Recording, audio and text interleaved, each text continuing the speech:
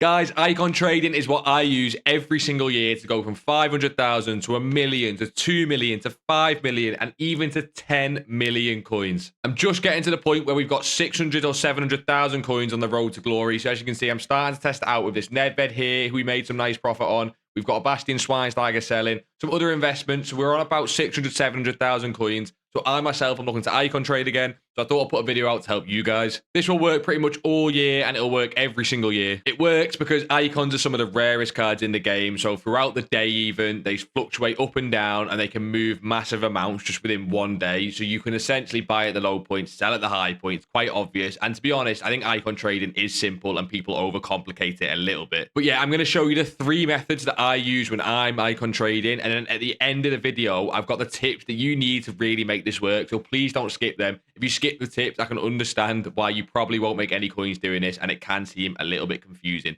So stay around for the end for those. But jumping in to method 1. Method 1 is what I call open bid or bid sniping icons. It is where you put the filter to icons, and what you're looking for is icons that have an open bid on them, okay? So first thing you're going to do is you would put your price range in, and it's normally going to be something in the region of 200 to 500, maybe 300 to 600,000 coins. It depends how many coins you're on, okay? But basically, you're trying to get rid of all those discard crappy icons that we don't want to show up. And then we're going to set the max price to around 70, 80,000, maybe 90,000 coins. You have to kind of find this filter and make it up when you're looking, because it'll change throughout the day. And this is because you're looking for open bids on icons. However, there is something in EAFC where if there's more than one card over the hour, and this is for any filter, you can't do what we're trying to do, which is the compare price and back out to refresh the market, right?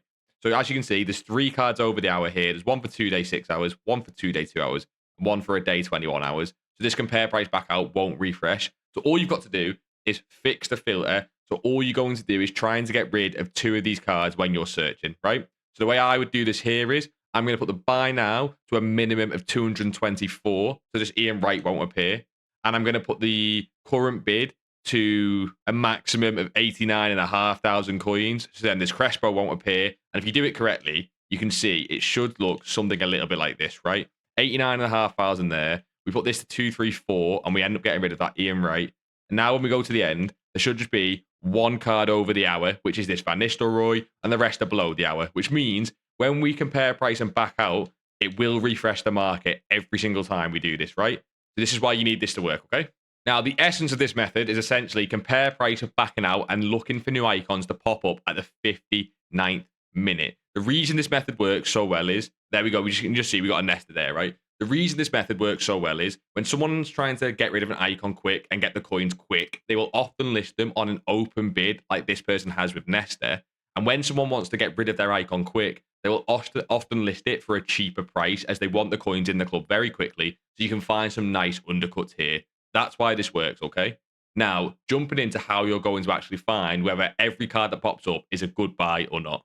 We can use this Nester here as an example that's popped up for 340,000 coins, okay? You're going to need to use an application that has sold prices on. So let me show you what I mean, right? If we jump over to FUTWiz, which is one of my personal favorites, and we jump over to Alessandro Nesta just here, straight away, you might be looking at his price here, which is 345,000 coins. The first check you can kind of do is, if this card on Alessandro Nesta has come up and it's over that minimum price there, so if he was 350, 360, 370, you obviously know it's probably not a buy, right? However, that's not how I do icon trading, and it's not how you should either if you don't know prices, okay? What you're actually going to do is click on this view sold prices here, and this should be on, I think it's on FUTBin. I'm not sure it's on FUTGG, but it might be, okay? And what this is going to show you is all the most recent nesters that have sold on the console market, and it'll be the same for PC market as well, right? So you can see this final price here, what these nesters have gone for, how they've sold, whether it's auction or buy now, and you can see right here all the player data, right? So I can see as recently as today at 252, Nesta was selling at 367, 364, 369 pretty consistently, right? Which I know after tax, that's given me back around 350,000 coins. And that Nesta we just seen popped up for 340,000 coins. Does that mean you should go away straight away and buy it? Not necessarily, right? You have to take other things into account, which I will explain at the end of the video in the tips section. But that is the general gist of the idea, okay? Just quickly, I realized I forgot to mention that when you're buying icons, you're looking to make around 5% profit after tax on every card. So if that was a 400,000 coin icon, that is 20,000 coin profit after tax as a minimum. And you're looking really to get closer to 6, 7, 8, 9, or even 10% profit. But 5% profit after tax is what I would look for as a minimum. Icons normally spike overnight, so if you can see, if you go into the morning, you'll get a lot of high points when it's rarity, although this Nesta wasn't too high overnight. But most of the times, icons will spike overnight when there's less supply of them on the game. It will then come back down in the daytime, UK time, when people are getting back on the game and buying the teams and selling cards, etc. Right? But yeah, this is how you're going to find prices of icons in all the methods. I will show you again in one of the further methods in the video, but essentially, you're going to use sold prices because with icons, there is heavy, heavy tax on the cards because of how much they sell for. You need to take that into account, get a good feeling for what this icon sells for consistently. You're not looking for one-off sales. So if I go here, we can see this 369. It's not a one-off sale, right? You can also see the 363, the 364, and the 367. However, this 396 here, I can see is a one-off sale, right? It's not happening again. It's not consistent. I would not think I can get 396 back for this Nesta card, okay? You've got to ignore one-off sales. A lot of the times, there can be coin transfers and things like that, and you might see some crazy prices, so ignore one-off sales, okay? You're looking at what this card sells for consistently when it fluctuates to a high. Jumping back over to Nesta's just general price graph, you can see why this works so well, okay? Look at this, right? This is Nesta and how he moves on the hourly graphs. This is once every hour. You can see that at this hour, he was 345 on average, so he probably dropped even lower than that. He was then up to 395 on average. He might have gone even higher than that. And these happen throughout the day with most icon cards where they have short dips and they rise again. So just here, you could have picked up an Nesta for 348. And again, that's average price, right? So imagine the snipes, the bids that you could get under that. You could then sell it for near 363. And again, average price, you could probably even get 365 or 370,000 coins for that Nesta. And just there, you're making some profit, okay? So it's just, that's how icon trading works in general. They fluctuate a lot. This Nesta is just one example. Some icons fluctuate better than others. You'll learn that the more you trade. That's the general example. And that is method 1. But I simply prefer method 2. And it's the method I use more often to snipe icons or win icons on deals, right? So jumping into method 2. And this is one of my favorites, okay? This one, again, you're looking to search within a particular price range depending on how many coins you have, right? So if I had 700,000 coins, I could put a minimum buy now, again, of maybe 200 or 300,000 coins to get rid of those lower tier icons that I don't want to see. The reason you're doing this is because if you leave this gap too wide, there'll be too many icons on the market to search, and you'll see what I mean in just a second. But let's say I had 700,000 coins that I was willing to spend on an icon. I might make my filter something like this. You can play around with it depending on your budget. You can then search icons, and you're simply going to go to the 59th minute, okay?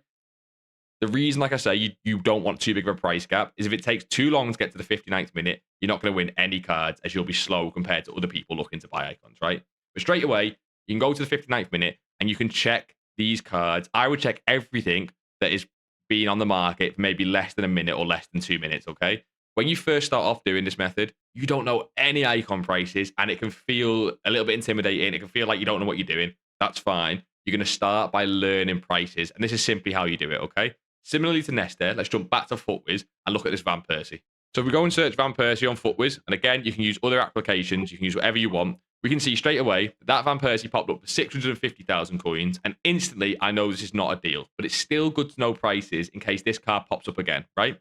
So again, I can view sold prices on the Van Persie, and I can look for when he was at a high, which I can see was earlier on today when he was selling for 640, 660, 650, and I can get a general sort of feel for what his high point is. He even got a little bit higher than that at 669. So again, if I was looking to buy this Van Persie, I'm thinking I can sell this card for maybe even 670, 669, 650,000 coins. I'd be aiming for sort of 670 here as we're getting some nice sales at that price point late last night. So that's what I'm looking for.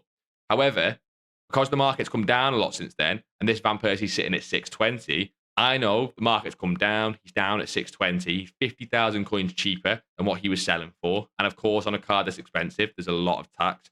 So I'm looking to get a nice big undercut. So as you can see, if we scroll up, you can see that he's been selling recently for 620, 615, and even 600,000 coins on an auction. Knowing the fact that he was selling for 675 overnight, I really like this price point. I like 600. And when he pops on the market, I'd be looking for something close to 600, or even like this one here, something below 600,000 coins if I was looking to buy him. That's what I'd do, okay? So in essence, that's method 2 completely, right? You would do that for all of these cards that have just popped up. You would check the prices, and then when you start to search again on your next search, you might then know the price of Schmeichel, Yashin, Bergkamp, Buffon, Rijkaard, Van Nistelrooy, Van Persie, Ashley Cole. So if those cards pop up, you know exactly what you're looking to buy for. And with icons, you're always erring on the side of caution. So you're always going to set your buy price lower, okay? Method 3 is the definitive best method, in my opinion, to trade icons. It's just a little bit extra effort. It's very similar to method 2, and let me show you how method 3 goes, and it's what I think you should do if you're starting icon trading. Similarly to method 2, you're going to set your budget, right? We can use the exact same budget here, but you're going to set your budget, and it depends on what you're working with, how many coins you've got. You're again going to scroll all the way to the 59th minute, and similarly, you're just looking for deals when the 59th minute pops up, and we're going to see what's popping up, what sort of prices we're looking at, okay? But when it pops up, the difference here is when you're looking at Perlo, for example, once you've checked this price on Futbin, you can also then compare price, and you can see what Perlo is currently sitting at on the market. So I can see the lowest Perlo is 393,000 coins. I'm then going to add that to my transfer targets, as we want to track these prices throughout the day. This is why it's more effort, because you're going to be on the game more and being more active. But essentially what you're doing here is you're going to add the player to your transfer targets that you've looked at. You're going to go over there, and you're going to see, like I was doing with Schweinsteiger before, as you can see, you're going to see that this Perlo is 393,000 coins. And what you're nosing at and what you're trying to see is if these cards sell. Because essentially, if these cards sell, you know that the price might be starting to tick up. And if these cards don't sell and they sit on the market, you can start to look for undercuts. Where this becomes really powerful is if you search on the market like we did with Van Persie before, and you see a card coming up close to your buy price that you've got in your head, and it's not quite there yet, and you think you can get one cheaper on the market, you add it to your transfer targets, and every now and then you can come and flick through, go to the 59th minute, and see, like this one right here, if someone's listed one for even cheaper. So right here's a good example. Someone's just listed one for even cheaper than 393, okay? And you will find some nice undercuts doing this. Where this becomes really powerful is if you've been icon trading for the past half an hour and you've been built up a nice transfer target list of all the icons that are getting low on the game, maybe you're doing this at 6 p.m. when content drops and you're looking at prices that are getting low, you can see I have a list of maybe 10 to 15 icons that are all around what you would consider as a buy price. You can then one by one compare the price, check any undercuts, but you're also just getting a gauge for the price in general. Doing this method, in my opinion, is so good because not only are you icon trading, you're now starting to learn trends and prices of icons in general, which is where you become a master at icon trading and are able to do this second nature, and not even having to use sites like Futbin and Futwiz, because you just start to learn the prices throughout the cycle of the game. I cannot recommend this method enough. I would just, again, err on the side of caution when buying icons. Have a look at what they're selling for and be okay at losing out on some deals, right? If a Perlo popped up, again, what you think is just about your buy price when you've checked the different sold prices on Futwiz, and you don't go for it and someone else takes it, that's absolutely fine early on in icon trading. Please also note as well, by the way, using both methods 2 and 3, they can be even faster if you've got a laptop or PC on the web app, because you can get to the 59th minute really, really quickly. Right, boys, we have gone through the 3 methods, but it's time for those crucial tips that you please need to listen to if you really do want to be able to icon trade. The number 1 tip, which is why I've put it first, is always, like I've just said previously, err on the side of caution when buying icons, right? Icons can fall a lot in price if a big promo comes or we get an icon pack leak, right? Things can happen. If you're just on the fence about buying an icon, please always err on the side of not buying, okay? It is much better to miss out on a deal than it is to buy a deal, lock in all your coins, and then lose 20, 30, 40,000 coins because you were unsure and the icon comes down, okay? I can't stress that enough. Just be okay with losing deals at first.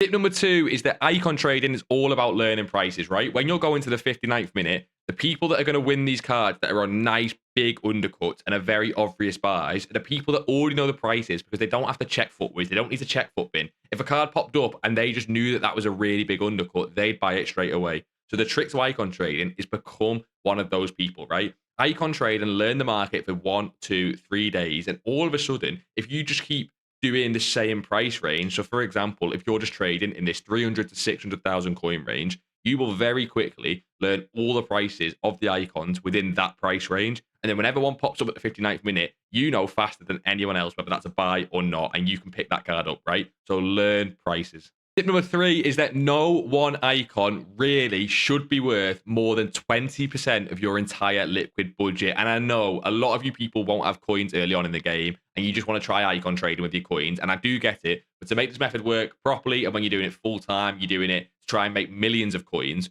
no one icon should be worth more than, I would say, about 20% of your budget. So what does that mean? If you had 3 million coins to trade and you saw bail on a nice cheap undercut, you would not buy that bail. Reason is because icons can fall for all sorts of reasons. If you buy that bail, even if it is a good deal, right, and then it comes right down, you're locked in all of your liquid coins and can't trade until you get rid of that card. It's as simple as that. So if you had 3 million coins, your maximum buy price would be something like 600, maybe a little bit more, but not too much. And if you had more realistically, like 1 million coins, you're only looking to spend 200 to 300,000 coins per icon. So you can spread the bets out, spread your coins out, and not lock in all of your coins on one trade. Tip number 4 is to be aware of content, okay? Content moves icon prices heavily, okay? This can be an icon SBC that's leaked, a huge promo team. It can even be later on in the year, a huge, really popular Evo in a certain position. And let's say that position was right back. Cards like this Charam that are right backs to people's teams, they will start to sell them for Evos. Yes, people really do sell icons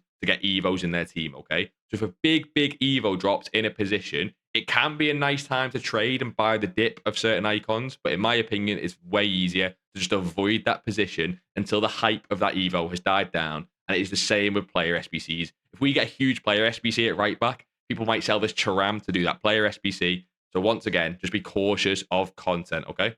The next tip is that there are good and bad days to trade icons, right? I am currently doing this on a Tuesday, midday UK, right? That's sort of okay, but not great at all. Monday, Tuesday, and Wednesday are notoriously slow for trading on EAFC pretty much every year. And Friday and Saturday are the 2 best days to trade, just because that's when most people are on the game. That's when there's more cards on the market. People are the most active. If you've got less time, make sure you're prioritizing this and doing it at the right times. A promo drop at 6 p.m. on a Friday can be a real nice time to find good dips on icons when everyone's selling the cards, panicking, and then icons are really rare, so they don't actually drop too much and they go bounce back up into weekend league. Boys, leave a like on the video if it helped you out at all. And if you've got any questions, just drop a comment and I'll get to every single one of them. But boys, like I said before, 500,000 coins is what you really need. If you have less than that, then you can go and do chemistry style trading, which is what I've done here to build up 500,000 coins really fast within FT26. So watch that video there. You'll get 500,000 coins pretty quickly, and then you can start icon trading. But like always, boys, until next time, in a bizzle.